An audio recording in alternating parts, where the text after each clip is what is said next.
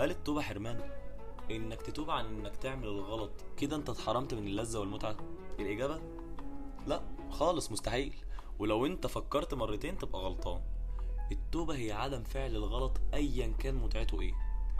في غلط اللذة بتاعته فوق الوصف وملهاش تعويض، بس اضراره اكتر 1000 مرة، زي المخدرات او العادة او الشتيمة وحاجات كتير. كل حاجة من دي ليها لذة خاصة، ونسبة الدوبامين منها صعب تعوضها من غير حاجة منهم.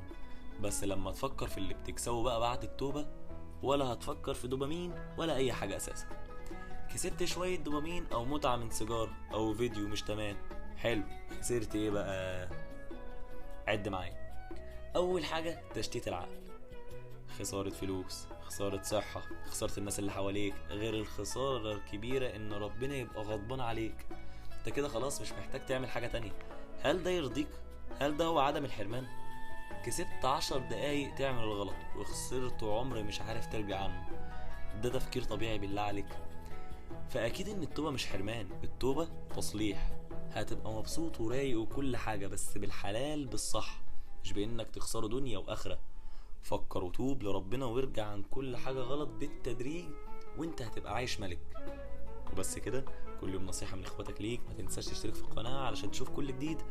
وقولوا نصيحكم في الكومنتات ان الكل يستفاد، احنا واللي يشوف. وبعت الفيديو لحد عارف ان هو هيفيده.